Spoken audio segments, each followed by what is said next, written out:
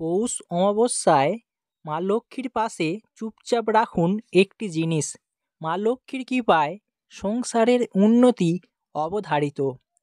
আমরা প্রত্যেকেই চাই জীবনে সুখ সমৃদ্ধি ফিরে পেতে। মা লক্ষ্মীর কৃপাদৃষ্টি যেন স্থায়ী হয় আমাদের পরিবারে। তাই বলা হচ্ছে, আপনি যদি এই পৌষ অমাবস্যা চলাকালীন একটি জিনিস মা লক্ষ্মীর পাশে রেখে দিতে পারেন, মা লক্ষ্মীর কৃপায় আপনার পরিবারের সুখ সমৃদ্ধি ফিরবেই ফিরবে। আমরা সকলেই চাই আমাদের জীবনে যেন সুখ সমৃদ্ধিতে ভরে উঠুক, সেই সাথে জীবনটাকে যেন আনন্দে কাটাতে পারি। সুখ ভোগ সকলের কপালে সমান থাকে না, কিন্তু যার জীবনে যেটুকু সুখ থাকে তা যেন স্থায়ী হয়, এই কামনা আমরা করেই থাকি। তেমনি বলা হচ্ছে, আপনি যদি আপনার জীবনের সুখ সমৃদ্ধিকে স্থায়ী করতে চান, আজকের ভিডিওটি সম্পূর্ণ দেখুন। আপনারা প্রত্যেকেই জানেন, মা লক্ষ্মী দেবী হচ্ছেন খুবই চঞ্চলা দেবী। এক গৃহ থেকে অন্য গৃহে যাওয়ার স্বভাব রয়েছে। মা লক্ষ্মী দেবীকে নিজের ঘরে রাখতে অবশ্যই আপনাকে এই নিয়মটি পালন করতে হবে। আপনি যদি এই নিয়মটি মেনে চলেন, তাহলে আপনার গৃহ থেকে অলক্ষ্মী বিদায় নিয়ে মা লক্ষ্মী প্রবেশ করবে, যার ফলে আপনার পরিবারের আর্থিক উন্নতি হবে। আর্থিক উন্নতি সবসময় একইভাবে চলতে পারে না। জীবনে আর্থিক উন্নতি ওঠানামা থাকে, কিন্তু যদি আমরা একটু ভাবনা চিন্তা করে কাজ করতে পারি, তাহলে আমাদের খারাপ সময় আসার কোনো সুযোগই থাকবে না। আমরা সকলেই জানি, আমাদের সংসারে যা কিছু আর্থিক দিক চলে তা মা লক্ষ্মীর কৃপায়।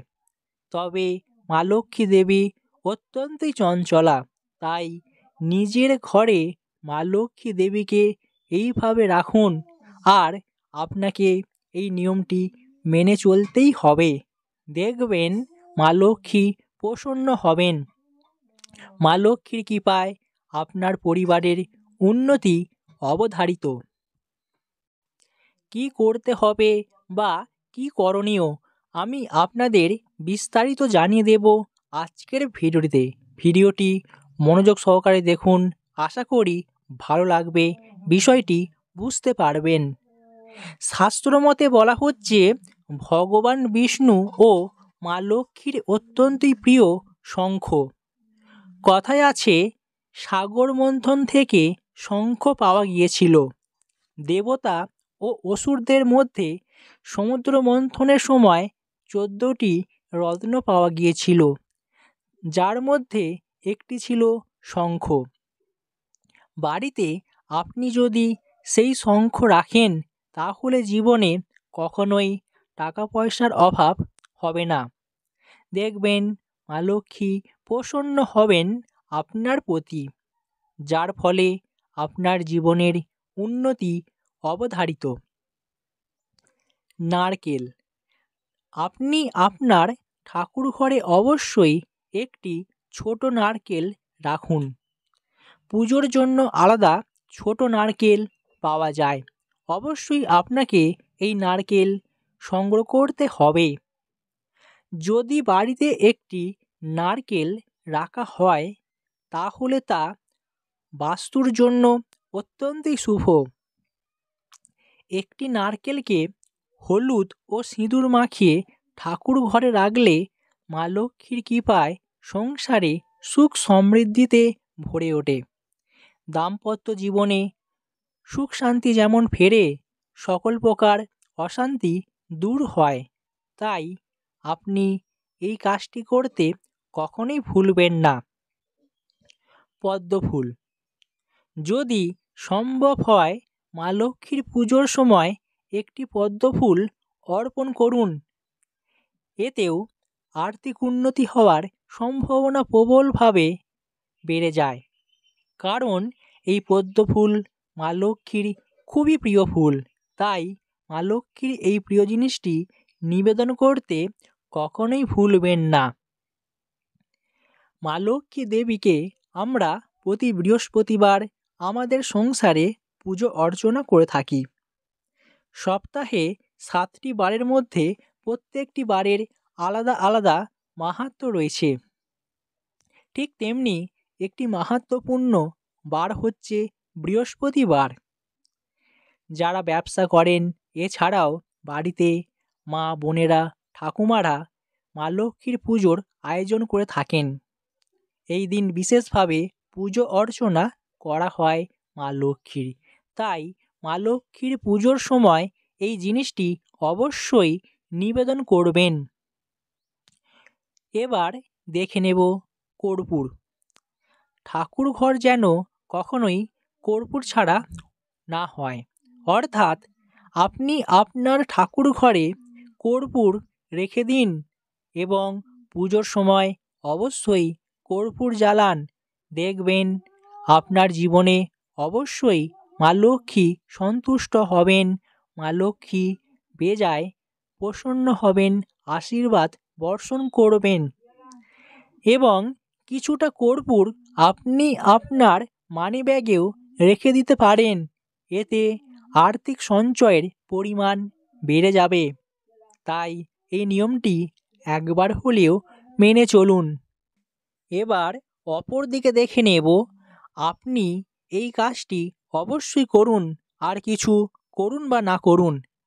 একটি বাঁশিকে সিল্কের কাপড়ের মধ্যে ভালোভাবে মুড়ে ফেলুন, তারপর ঠাকুরের সিংহাসনের কাছে রেখে দিন।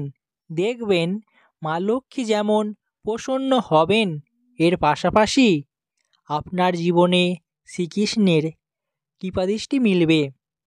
ঠাকুরের সিংহাসনে রাখলে মা লক্ষ্মী প্রসন্ন হবেন, কারণ বাঁশি হল বিষ্ণুর অবতার, শ্রীকৃষ্ণের প্রিয়, তাই মা লক্ষ্মীরও অত্যন্তই প্রিয় এই বাঁশি। তাই বাঁশি রাখতে কখনোই ভুলবেন না আপনি আপনার ঠাকুর ঘরে। মা লক্ষ্মীর পদচিহ্ন।